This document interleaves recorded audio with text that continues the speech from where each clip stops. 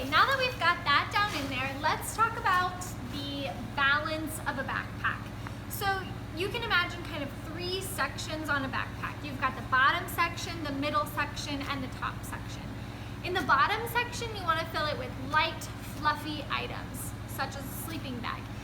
That's going to create a nice pillow on your lumbar, on your lower back, and is going to be really the most comfortable, and is going to form a pillow for those heavier items that we're going to put in the middle section. So all of your heaviest items, you really want to focus in this middle section here. That is where the strength of your back lies, and it's going to make those heavy items feel the lightest.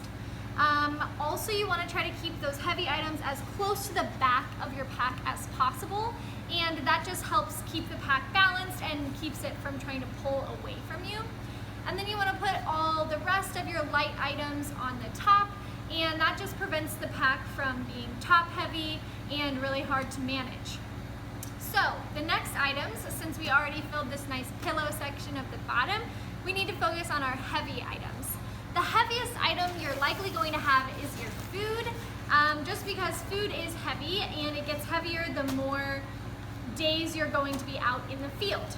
Other heavy items include your pots, pans, fuel, stove, all of those things, as well as your bowl, your spork, anything like that. I like to keep all of my food in a bag with my fork and my plate, and I also take out all of my lunch items and my snack foods, and I tend to keep those in a separate bag that are easier to access since I'm going to put this pretty far down in my pack.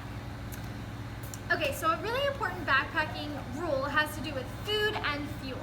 You always want to keep your food above your fuel. Here's why. If I was to put my fuel above my food and it happened to leak, it would leak down onto my food and contaminate it, ruining all of it. If I put my fuel below my food and it leaks, it's going to leak into the bottom of my pack. It might leak on my sleeping bag, which is fine. My food will still be safe above my fuel, and I might just have to eat it cold, which really isn't a big deal. So I need to put my fuel in my pack next, and followed by my food, my plate, my bowl, all of that.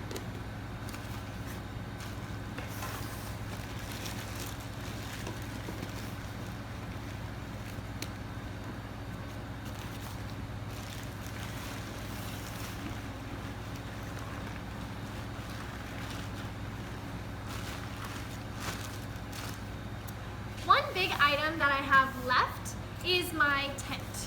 Now, this is a single person backpacking tent. If you were going with multiple people, you might separate your tent out between the people that you're going to share your tent with. But in the case that I was solo backpacking, I would take a tent like this. I always like to pull the poles out separate, and I like to slide them down along the side of my pack.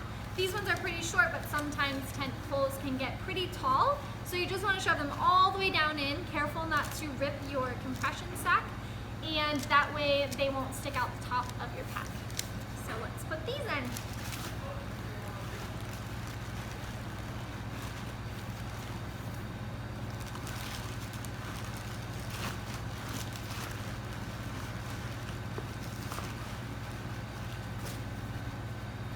Okay, the few final things I have left that go on the inside of my pack is a warmth layer in case it gets cold, my camp shoes, and my water filtration system, as well as my first aid kit and my cat hole kit.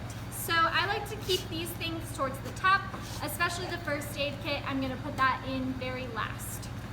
Let's load them up, and I try to fill in any holes that were created by the gear that I just put in there.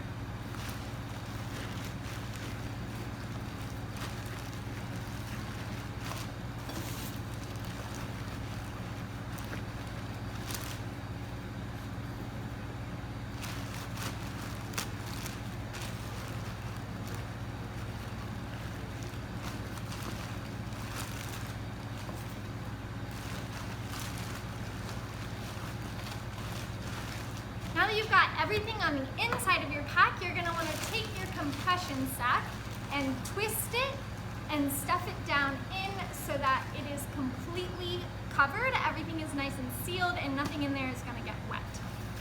We're gonna go ahead and seal up the inside.